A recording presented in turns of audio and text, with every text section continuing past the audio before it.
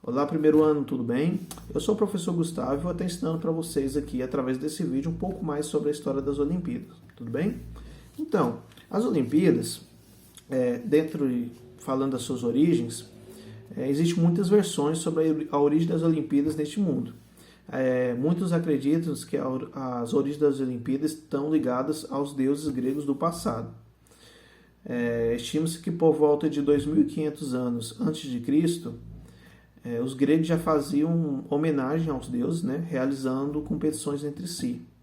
Porém, independente de rumores, a primeira edição historicamente comprovada foi no ano de 1706 a.C. Sobre a evolução dos Jogos Olímpicos, em meados do século VIII, com a chegada de cidades gregas, o atletismo passou a ser considerado como sinônimo de bem-estar corporal, pois consideravam que a prática da modalidade proporcionava um ideal grego chamado arete. Arete, para aqueles gregos do passado, era o ideal de excelência associado à força e à graça, à honra e à disciplina. Os jogos que reuniam as cidades-estados eram denominados de jogos pan-helênicos, que tinham uma proporção muito grande. Nesse período, os gregos davam valor ao desenvolvimento do corpo e da mente. Estima-se que os jogos tinham sido praticados por mais de 1000 anos somente no centro de Olímpia, na Grécia. E a partir daí, os jogos eram feitos a cada 4 anos e passou a ser chamado de Olimpíadas. Após a criação das Olimpíadas, foram criados e foram impostas 14 leis dos Jogos Olímpicos, sendo ela, primeira, o atleta que participar devia ser cidadão livre, nem escravo e nem estrangeiro. O competidor não podia ser punido pela justiça, nem ter moral duvidosa. No prazo legal, o atleta devia inscrever-se para o estágio no ginásio de Elis e cumprir o período de concentração, passar pelas provas de classificação e prestar juramento. O competidor não podia atrasar. O retardatário era eliminado da competição. As mulheres casadas eram proibidas de assistir os jogos ou de subirem ao altis, sob pena de ser atiradas do rochedo Tipeu. Durante os treinamentos e competições, os treinadores podiam permanecer nos recintos determinados. Era proibido matar ou provocar de forma voluntária ou involuntariamente a morte do seu adversário. Era proibido perseguir fora dos limites, empurrar o adversário ou praticar comportamento que seja considerado desleal. Era proibido amedrontar seu adversário. O competidor era proclamado vencedor quando seu adversário não comparecia. Era proibido rebelar-se publicamente contra as decisões dos juízes.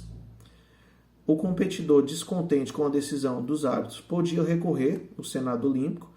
Os árbitros podiam ser punidos ou sua decisão anulada, se fosse considerada errada. E qualquer um dos membros da arbitragem não podia competir.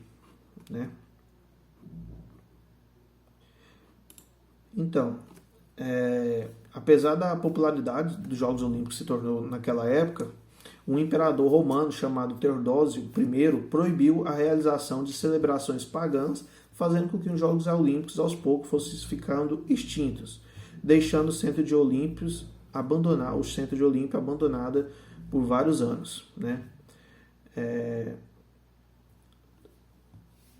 Os Jogos Olímpicos da Grécia Antiga têm suas diferenças quando relacionado com a era moderna, com os Jogos Modernos.